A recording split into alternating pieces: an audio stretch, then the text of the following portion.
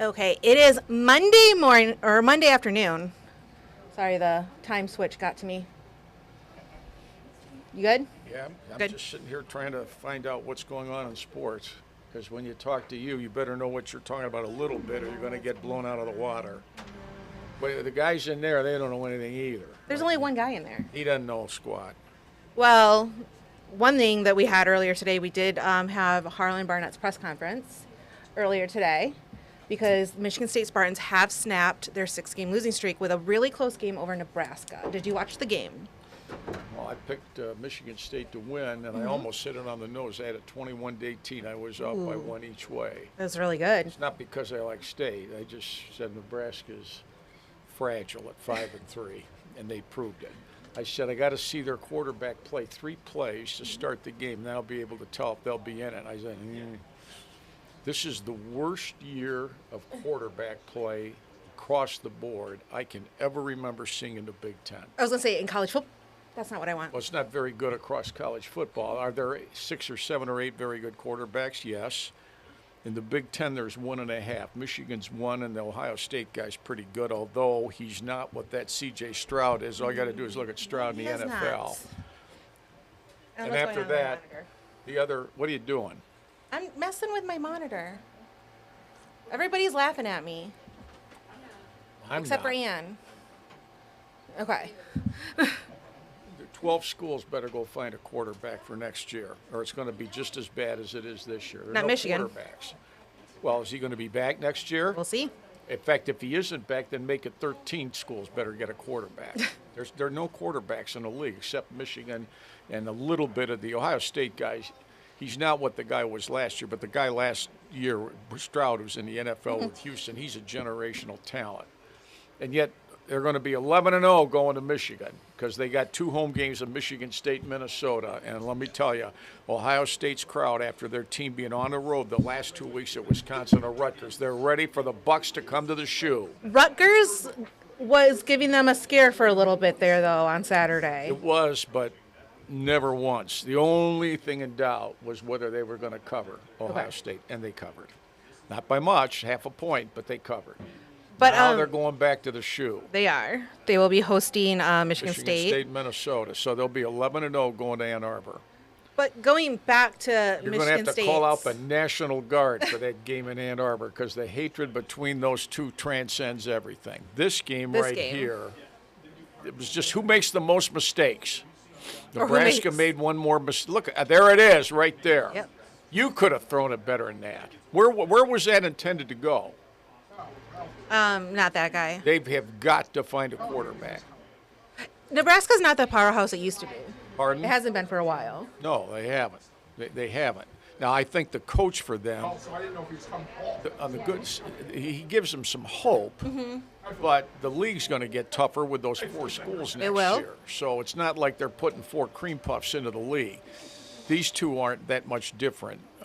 But let me tell you, it's going to be a little different this Saturday night on Channel 10 than it was here last Saturday at Spartan Stadium. But good for them. They won a game. And it was on senior day, and it was in front of a home crowd. It was all that good stuff. It was a feel-good win, but it doesn't do anything stats-wise, does it? They're going to end up with their 2nd straight losing season. I don't think they'll win another game, frankly. I don't think they'll beat Indiana.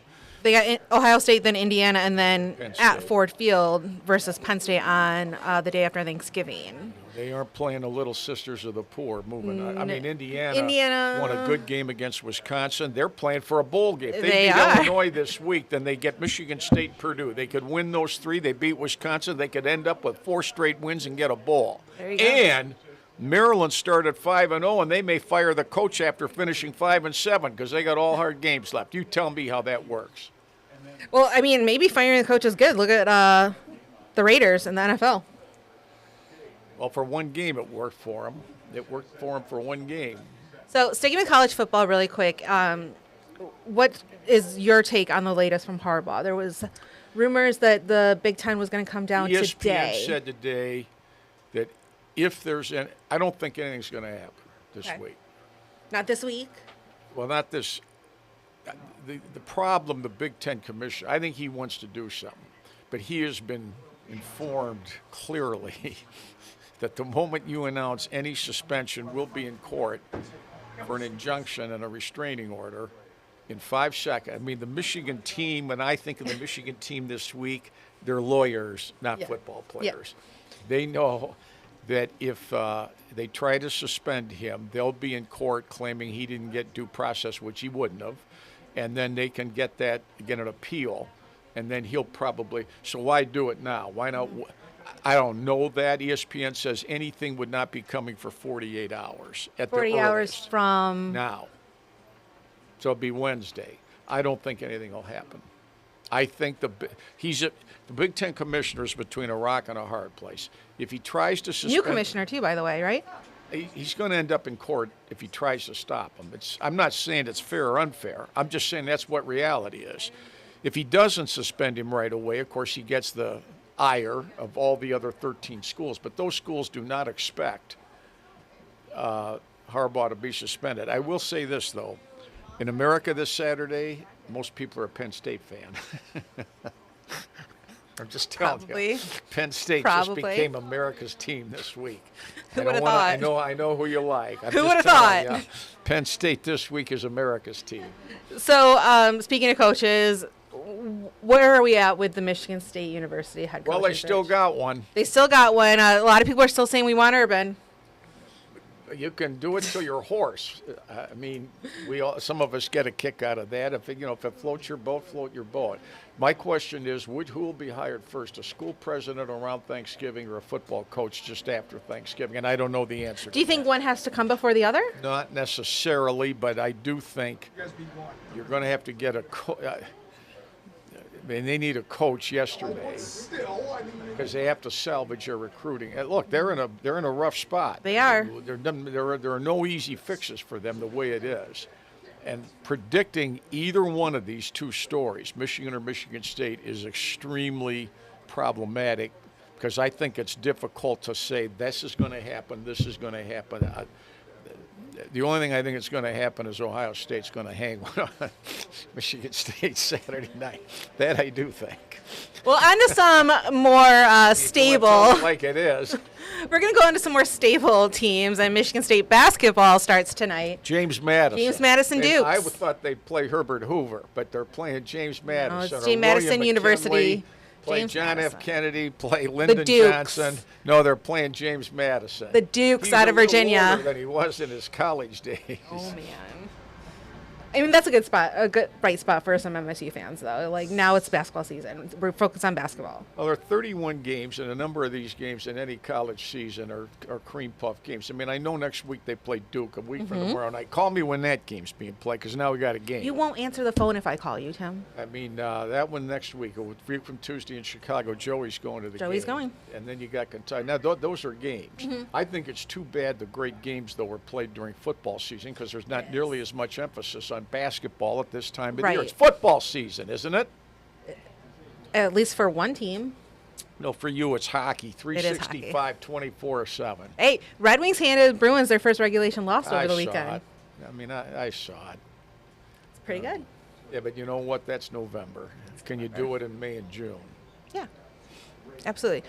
But last time I had you here, we were talking about Mason and DeWitt football. That was our game of the week on Friday. Thoughts on that matchup and what happens next?